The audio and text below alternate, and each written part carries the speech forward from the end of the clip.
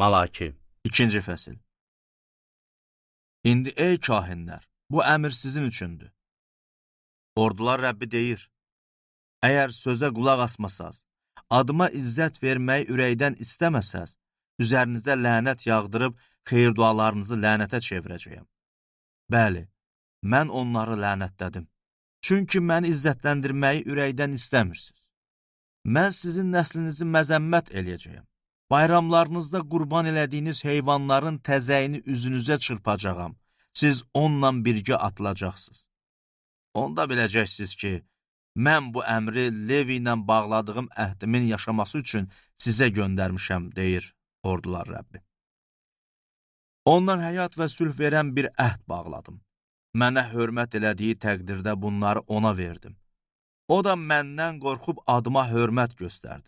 Onun dilindən həqiqi nəsihət çıxardı, ağzından hiylə çıxmazdı. O, sülh və düzlük içində mənlə bir yol gedirdi. Çoxunu da günah yolundan qaytarmışdı.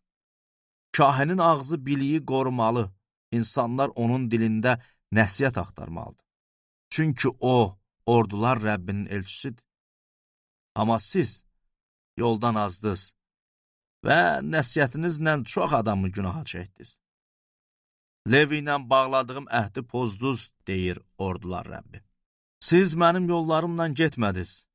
Qanunla bağlı məsələlərdə tərəfkeşlik elədiniz. Buna görə də mən bütün xalqın önündə sizi alçaldıb, xəcalətdə ala saldım. Yahuda xalqının xəyanəti. Hamımızın atası bir deyilmi? Bizi eyni Allah yaratmadı mı?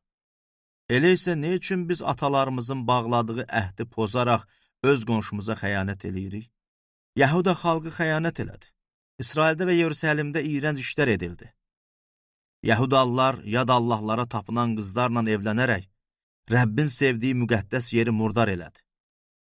Bunu eləyən adam hətta keşik çəksə, cavabdeh olsa, ordular Rəbbinə qurban gətirsə də, Rəbb onu Yaqubun icmasından qovsun. Siz başqa bir şey də eləyirsiniz. Ağlayıb sızlamaqla Rəbbin qurbangahını göz yaşları ilə doldurursunuz. Çünki Rəbb artıq gətirdiyiniz qurbanlara diqqət eləmir. Onları sizdən könül xoşluğu ilə qəbul eləmir.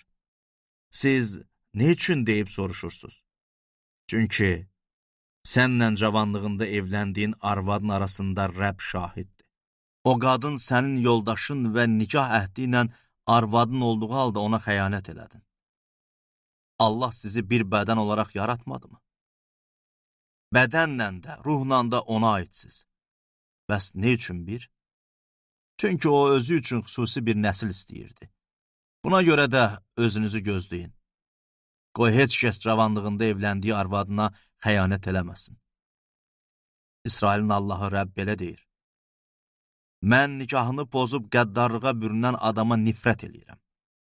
Buna görə də özünüzü gözləyin və xəyanət eləməyin. Ordular Rəbbi deyir. Əhd mələyinin gəlməsi. Dediklərinizlə Rəbbi yorduz. Onu nə ilə yorduq deyə soruşursunuz. Pislik eləyən hər kəs Rəbbin gözündə yaxşıdır və Rəbb onlardan razıdır, yaxud ədalət keşikçisi olan Allah hardadır deyərək onu yorduz.